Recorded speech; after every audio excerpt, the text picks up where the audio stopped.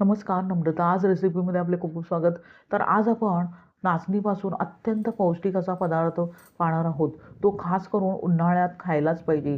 कारण अशा प्रकारे नाचणी त्यामुळे पोटात जाईल आणि शरीराला थंडावा मिळेल.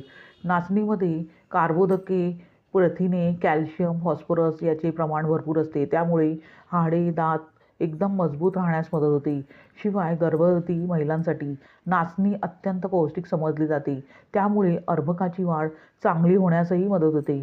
तसेच लहान मुलांसाठी नाचणी खाणे अत्यंत लाभदायक असते. वाढीचे वय असल्यामुळे त्यांचे पोषण चांगले होण्यासही मदत होते. शिवाय मधुमेही व्यक्तींना रोज नाचणीची भाकरी खाण्याचा सल्ला दिला जातो. त्यामुळे शरीरातील साखरेचे प्रमाण नियंत्रित राहण्यास मदत होते. तसेच शरीरातील वाढलेले कोलेस्ट्रॉल ही नाचणीमुळे नियंत्रित राहण्यास मदत होते. शिवाय नाचणीमुळे आपल्या शरीरातील रोगप्रतिकारक शक्ती वाढण्यास मदत होते. त्यामुळे नाचणीच्या पिठाचे वेगवेगळे पदार्थ तुम्ही आहारात घेऊ शकता. खास करून उन्हाळ्यात. अशा प्रकारे एक नाही अनेक नाचणीचे फायदे आहेत. आता ही नाचणी साधारणतः 4 ते 5 वेळा मी स्वच्छ पाण्याने धुवून आवश्यकतेनुसार त्यामध्ये पाणी घालून मी रात्रभर भिजवून घेतली आहे. आता अशा प्रकारे नाचणी आपण भिजवून घेतली आहे. ती लगेचच आपण वाटून घेणार आहोत. आता नाचणी वाटून घेण्यासाठी इथे मी मिक्सरची भांडी घेतली आहे. त्यात भिजवून घेतलेली नाचणी पाण्यासहित घालूया आणि मिक्सरच्या भांड्याचे झाकण लावून पल्स मोडमध्ये व्यवस्थितपणे चालू बंद करत फिरवून घेऊया. नाचणी वाटून घेत असताना अजिबात जास्त पाण्याचा वापर करायचा नाही. नाहीतर नाचणी अगदी व्यवस्थित वाटली जात नाही. आता अशा प्रकारे आपण नाचणी मिक्सरच्या भांड्यात घातल्यावर व्यवस्थितपणे अगदी स्मूथ पेस्ट तयार करून घेऊया. पाहू शकता अगदी परफेक्ट नाचणी मी वाटून घेतली आहे. आता लगेचच ती आपण काढून घेऊया. त्यासाठी इथे मी एक बाऊल घेतला आहे. आता त्यात आपण वरती चाळणीही ठेवली आहे.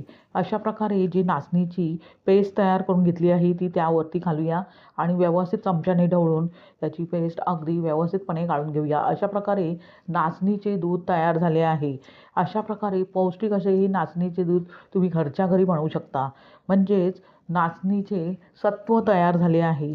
आता हे लगेचच आपण शिजवून घेणार आहोत. त्यासाठी प्रथम आपण या नाचणीच्या सत्वात थोडेसे पाणी घालूया आणि लगेचच त्यामध्ये 2 चमचे गुळाची पावडर घालूया.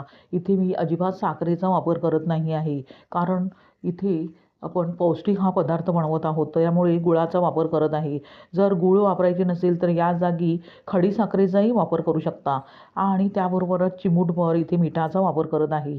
आता अशा प्रकारे मिश्रण ढवळून घेतल्यावर लगेचच आता ते आपण शिजवून घेणार आहोत.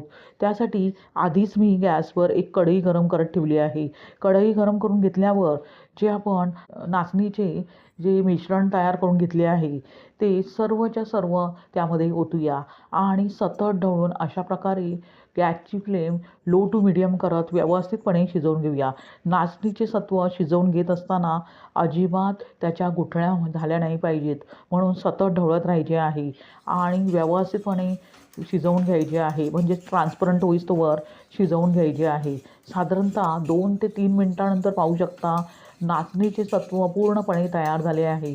अगदी ट्रान्सपरंट असे टेक्स्चर त्याला आले आहे. म्हणजेच नाचणीचे पीठ व्यवस्थितपणे शिजले आहे. म्हणजेच नाचणीचे सत्व अगदी व्यवस्थित शिजले आहे. इतपतच आपल्याला नाचणीचे सत्व व्यवस्थितपणे शिजवून घ्यायचे आहे. आता लगेचच गॅस बंद करूया आणि गरमागरम हे नाचणीचे सत्व सर्व करूया. इथे जास्त आपण पदार्थ वापरले नाही आहेत. तरी हे नाचणीचे सत्व अत्यंत पौष्टिक आणि खायला अप्रतिम असे लागते. लहान मुलांसाठी हे नाचणीचे सत्व फारच उपयोगी आहे. लहान मुलेच काय, जेव्हा काहीतरी खायचा कंटाळा येतो किंवा सकाळी नाश्ता बनवायचा कंटाळा येतो तेव्हा अशा प्रकारे नाचणीचे सत्व उत्तम पर्याय आहे आणि पोटभरीचा हा पदार्थ आहे. अत्यंत पौष्टिकतेने परिपूर्ण, शिवाय शरीराला थंडावा देणारा. तुम्ही अशाच प्रकारे येणाऱ्या उन्हाळ्यात हा नाचणीचा पदार्थ बनवून पहा. म्हणजेच नाचणीचे सत्व बनवून पहा. लहान मुले काय, सर्वजण आवडीने खातील इतका चविष्ट हा पदार्थ तयार होतो. कोणालाही समजणार नाही की हा नाचणीपासून बनवलेला पदार्थ आहे. इतका पौष्टिक आणि चविष्ट.